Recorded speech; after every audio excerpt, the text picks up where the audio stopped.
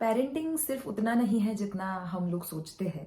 और ये फील कल एक छोटे से ऑनलाइन चाइल्ड साइकोलॉजी के बारे में जो मैंने कोर्स कंप्लीट किया, उसके बाद ऑलमोस्ट अभी 12 से 18 घंटे हो गए, पर मेरे मन में वो चीज़ कंटिन्यूअसली आ रही है।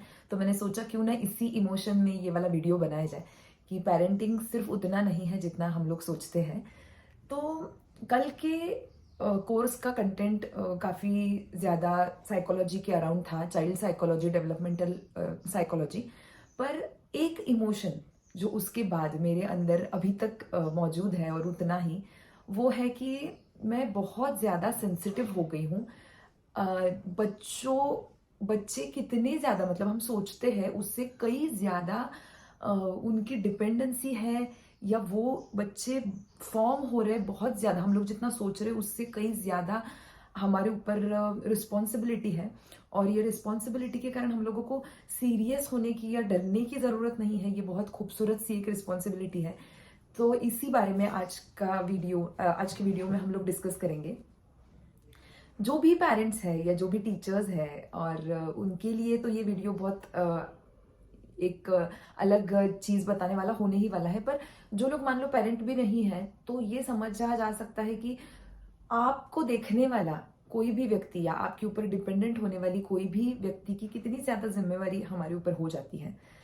सो सबसे पहले तो हमारा बच्चा नहीं आया था कि मम्मी पापा मुझे जन्म लेना है और आप मुझे, और मैं आप ही के पास में आना चाहता हूँ, टक टक नहीं किए थी उसने।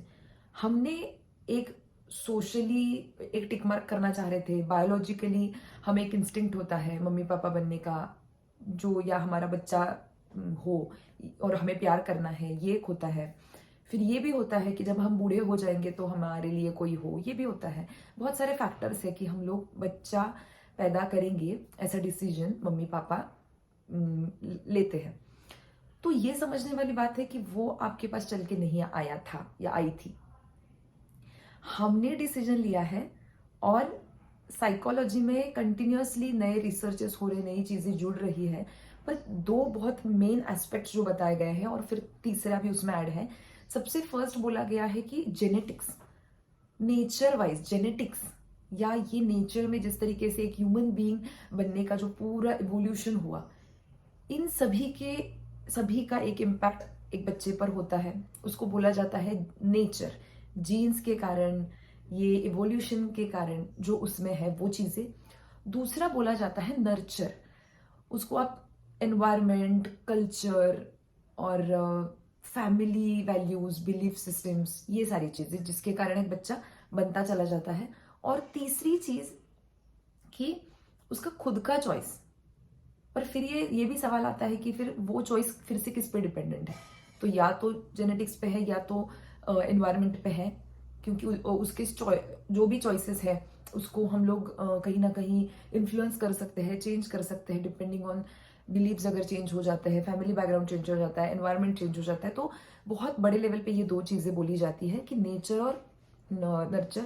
उसमें काफी अलग अलग थियरीज है, काफी अलग अलग साइकोलॉजिस्ट ने या ये चीज अलग तरीके से बताई है कि नेचर का ज्यादा प्रभाव है या नर्चरिंग का बहुत ज्यादा प्रभाव है। तो हम एज अ पेरेंट या टीचर्स या एज अ केयर गिवर्स, हम लोग ये सोच सकते हैं कि दोनों का भी जितना भी प्रभाव है उसमें वो बच्चा, वो जो भी अर्ली ईयर्स में है, वो उसके फीलिंग्स से लेके, इमोशंस से लेके, उसके बिलीफ से लेके, उसके ओवरऑल जिंदगी के एक्सपीरियंस से लेके, हर चीज पे, हर चीज के लिए हमारे पे डिपेंडेंट है। तो हम ये नहीं कह सकते हैं कि हाँ डिपेंडेंट है तो कंटिन्यूअसली उसके साथ चिपके रहे, बंधे रहे, उसको जो चाहिए दे। नहीं, डिपेंडेंट है यानी कि उसको नहीं पता है क्या करना है। वो वो जैसे हम उसके सामने है, उसमें से चीजें ग्रास्प करता जा रहा है। उसको बार बार समझाना पड़ेगा, उसको बार बार कहना पड़ेगा, ये करोगे तो ऐसा होगा, ये नहीं करना, ये ऐसे करना है।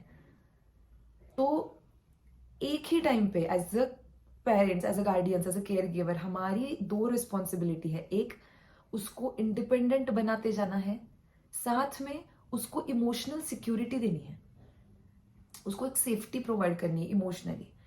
इतनी सारी फीलिंग्स मैंने देखी कि सबसे पहले हैप्पीनेस बच्चे को समझ में आता है, सैडनेस समझ में आता है, उसको हंगर समझ में आती है, उसको नीड समझ में आती है, उसको फियर समझ में आता है, उसको सेफ्टी समझ में आती है, उसको फिर एंगर भी समझ में आने लगता है, उसको एक गिल्ट समझ में आने लगता है। तो वो डरता है, वो उसको लॉस से डर लगने लगता है कि कोई मुझसे छूट रहा है तो मेरे से कोई छीना जा रहा है। जैसे सबसे पहली बार मम्मी से वो दूर होता है स्कूल में जाने के लिए।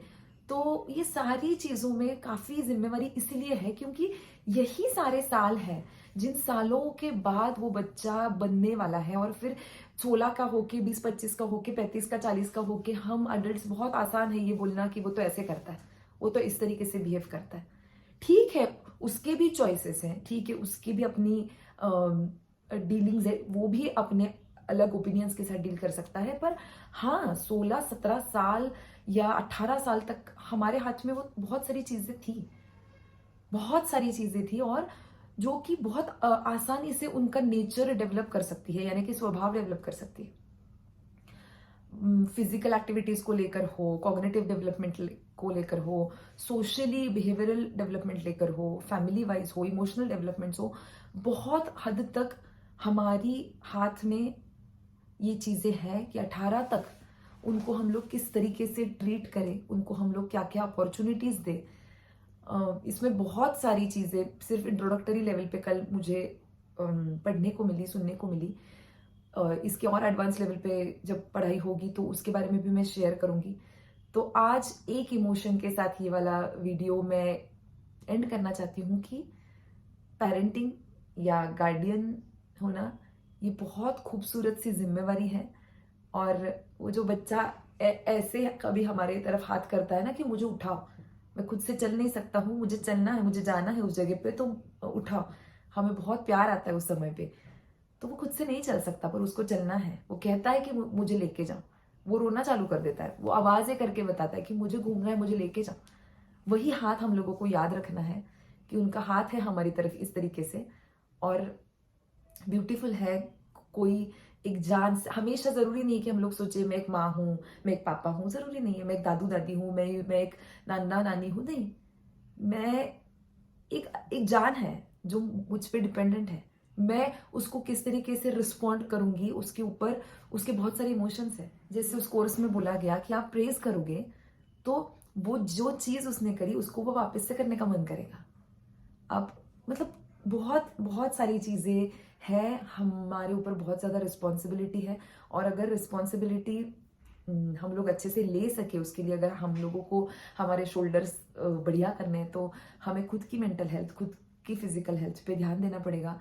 और यही इमोशन के साथ, बहुत ज़्यादा सेंसिटिविटी के साथ, बहुत ज़्यादा रिस्पॉन्सिबिलिटी फील करके ये वाले वीडियो को मैं एंड करती हूँ। Thank you so much. Bye bye.